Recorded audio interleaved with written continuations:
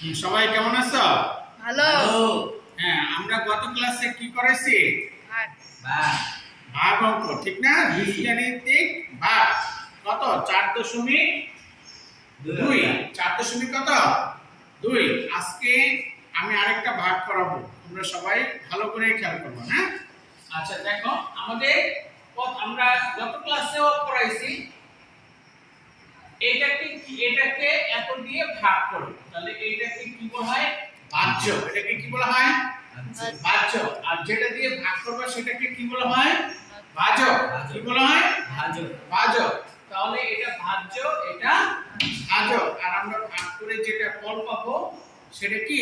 ভাগফল। তাহলে বীজগণিতের ভাগ কিভাবে করে দেখো তোমরা। আমরা ভাজকটা এই যে বাম পাশে লিখছি, হ্যাঁ, তারপর ভিতরে কি লিখছি? ভাজ্য। আমরা বীজগণিতের নিয়ম হলো, এখানে x স্কয়ার আছে, সর্বোচ্চ পাওয়ার কত আছে? বলো 2, মানে x স্কয়ার। আর এই যে ভাজ্যের সর্বোচ্চ পাওয়ার কত? x টু দি পাওয়ার 4, অর্থাৎ 4 কত দেওয়া আছে? 4 কত দেওয়া আছে বলো? 4। আচ্ছা, x টু দি পাওয়ার 4 পাইতে হলে তাহলে ভাজকের প্রথম x স্কয়ারের সাথে কত গুণ করলে তুমি x টু দি পাওয়ার 4 পাবো? বলো কত গুণ করলে? x square. কি গুণ করলে? x স্কয়ার এইটার পুরোটার সাথে গুণ করবা। তাহলে আমি যদি x স্কয়ারের সাথে গুণ করি x টু দি পাওয়ার 4, আমরা এটা নিচে লিখব। তারপর আবার x স্কয়ার মাইনাস x এর সাথে গুণ হবে। x স্কয়ার মাইনাস x এর সাথে গুণ করলে মাইনাস x কিউব।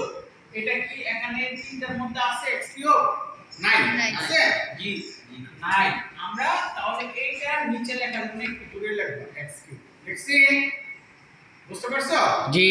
এরপরে তাহলে আমরা এখন, তোমরা তো জানো ভাগের সময় কি করতে হয়? নিচের সারির যে ফলাফল আসবে সেগুলোকে চিহ্ন পরিবর্তন করতে হবে। এটা প্লাস আছে, এটা কি হয়ে যাবে? মাইনাস। জোরে বলো। মাইনাস। এটা প্লাস আছে, কি হবে? মাইনাস। এটা মাইনাস আছে, এটা কি হবে? প্লাস। এখন আমরা এই দুইটা, এটা প্লাস এটা মাইনাস, এটা কি দুইটা বিয়োগ হয়ে গেছে, বা এটা প্লাস এটা এখন কি মাইনাস, তাহলে দুইটা বিয়োগ করলে কি বা। তাহলে আর কি থাকে? উপরে প্লাস 1 আর নিচে শুধু কি থাকে? Plus x cube. যা থাকে অবশিষ্ট সেটা আমরা নামাইলাম। সেটা কি করছি? নামাইছি। এখন আমরা এখানে দেখব সর্বোচ্চ পাওয়ার কত আছে? x cube. তুমি যে কোনো রেট মিলাইলেই হবে, কিন্তু আমরা পাওয়ারটাই একটু মিলাই। x cube. তাহলে x কিউব এর পাইতে হলে তাহলে প্রথমটার সাথে কত গুণ করলে x কিউব পাবো বলো তো? প্লাস x কি? প্লাস x বার নিব। তা প্লাস x দিয়ে তিনটারে গুণ করো, তাহলে প্লাস x দিয়ে x স্কয়ারে গুণ করলে x কিউব। আবার প্লাস x দিয়ে মাইনাস x এর গুণ করলে minus x square. Plus x দিয়ে 1 রে গুণ করলে প্লাস x। আবারও কি চিহ্ন পরিবর্তন হবে? আবারও কি হবে?